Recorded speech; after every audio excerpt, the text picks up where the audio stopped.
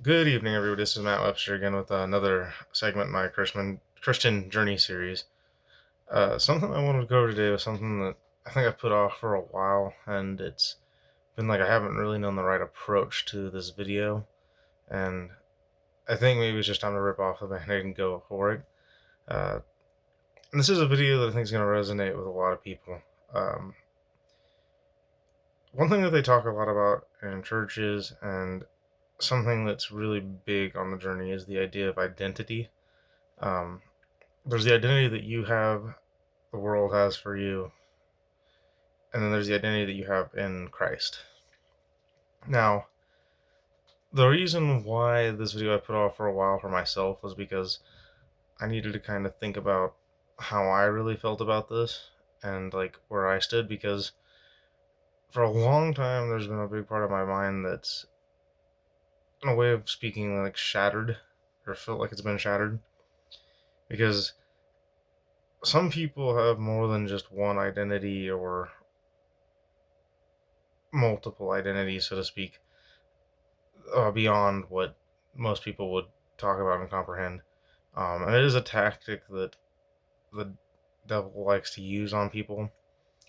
From my personal experiences, I've always felt that I've had way more than one or two personalities. It's been infinitesimal, I guess is a good way of putting it. Um, Biggest thing I can tell people is one of the things I've always felt is that I was caught up in like a. Have you ever been to like a circus or a fair? There's like those mirror rooms, the trick rooms, where like you see infinite reflections of yourself, things like that.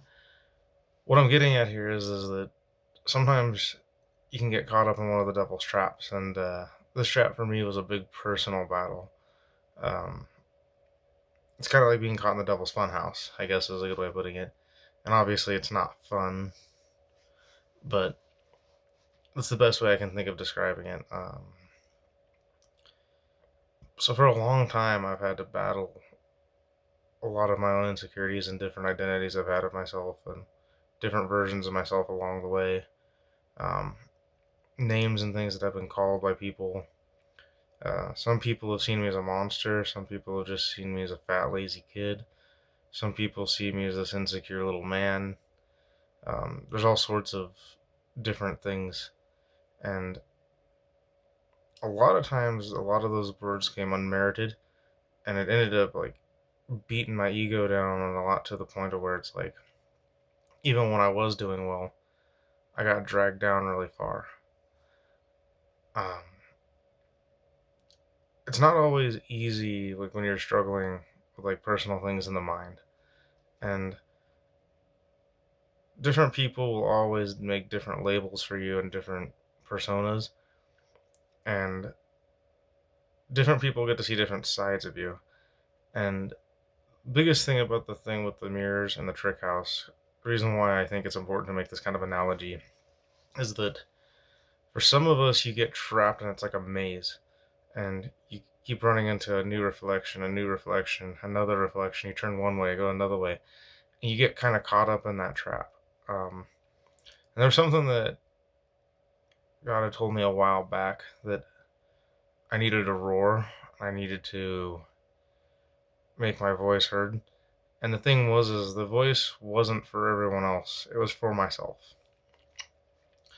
And by this, I mean that I needed to break the mirrors of the funhouse. And the thing was, is I needed to stop trying to fight the identities and just accept that there were different parts of me that other people weren't always going to accept. And a lot of times it was a reverse of like the truth. So like fat and lazy, I'm actually not super fat, I would say. I'm actually pretty well built at this point, and I had to break that mirror first.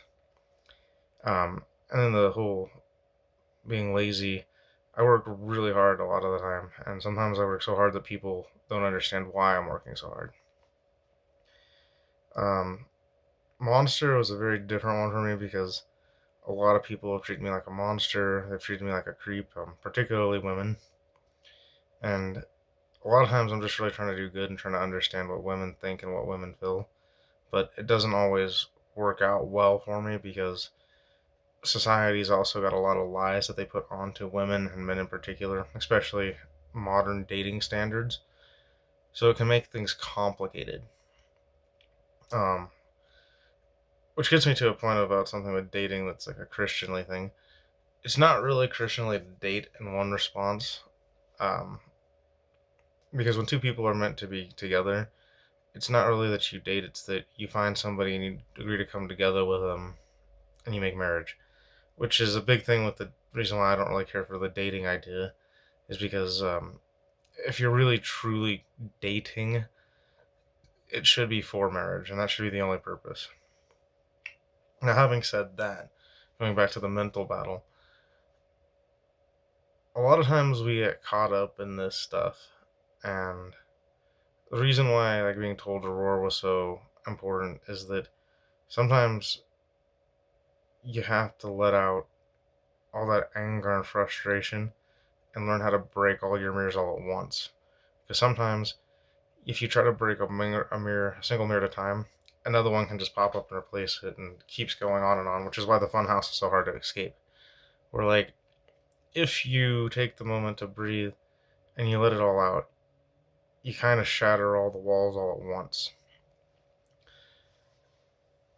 I don't know if this is going to be something that is for everyone, but I do know that there's quite a few people out there that I think need to hear this because one of the biggest things I've had a hard time with this is figuring out what my identity in Christ was, because there's a lot of things that I am quite good at and things I could do, but I think of all the things, like even looking at my list of characters from the prayers that I've gone over and different things, most of them have one common trait, and that's that they're warrior style people.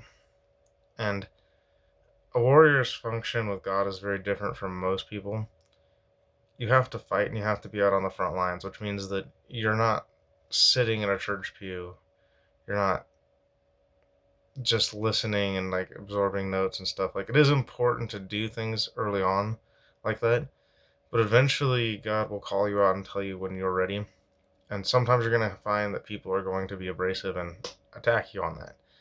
Um, Something I told somebody the other day was that if you ever want to know if you're headed in the right direction, one, this isn't true always, but it is really true in most cases. If you're doing it alone and you have everyone against you, then chances are you're probably headed in the right direction. Because a lot of times when you're battling for something, especially in a godly way, you're going to have a lot of contention from everyone around you. And warriors in particular with God are people who are built up differently. Like, yes, it is important to have community and have reliable spiritual sources.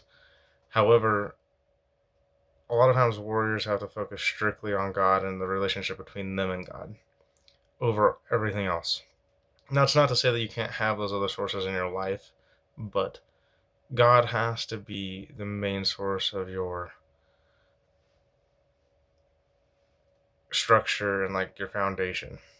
I mean, Jesus should be the foundation for everyone, but for warriors in particular, this statement I think is even more true because with the spiritual foundation of the warrior, a lot of times you are going to be out in areas that no one else wants to be. And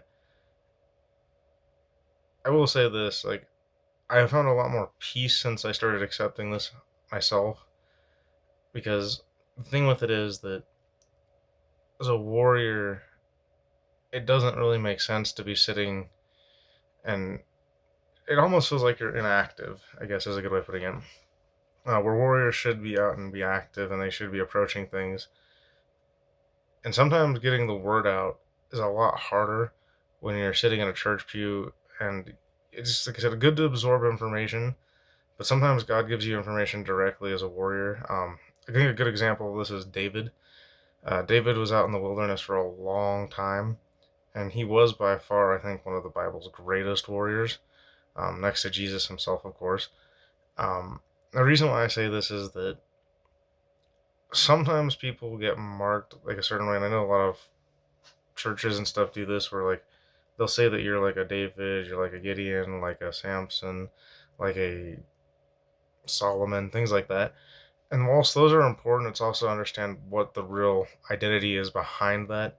And again, David was a warrior, and understanding that fundamental difference between each of the different people is kind of a key point in understanding where your journey with God is going to be, especially in the long run, and what your purpose is.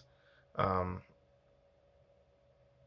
One of the other reasons why I kind of left the church was that I needed to figure this out for myself with God, because the thing was is that I kind of felt restless in the church, and I didn't feel like I was really getting anything out of it.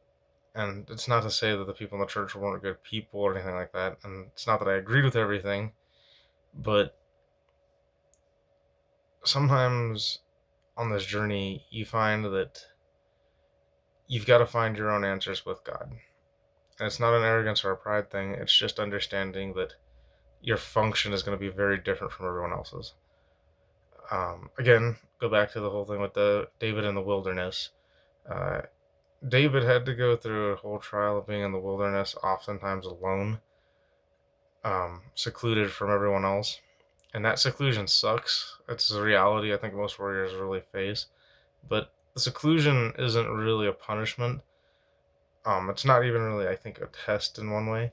It's more for building you up. It's to give your purpose the foundation that it really needs to build that solid ground on. So, with that being said, again, the struggle that I found much myself with that mental labyrinth, it was a matter of having to break through all of it at once.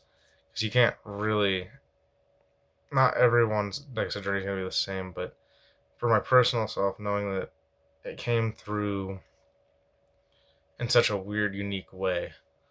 And the whole idea of this mirror labyrinth was something that came to me recently, which I'm pretty sure, like I said again, God talking to me. And it's been on my mind for at least a month, maybe 2 months now. A lot of times I write a lot of this stuff down too. I have notebooks full of information where things will have repeated and repeated and repeated in my head until I understood what was going on. And I try to keep track of these kind of things because it's really big and important to understand what God is saying to you and how He's saying it to you. And sometimes it is good to go get outside source and help for this. Um, and even outside opinions, pastors, other people who are spiritually aware. But at the same time, at the end of the day, they might not get the same message that you get. And I, while I do think it's important to have that outside information because it helps build parts of the puzzle, at the end of the day, the finished piece almost always has to come from you and understanding how that puzzle fits together for you and your purpose with God. Anyways, I hope you all find this video insightful in some way, and we'll see you next time.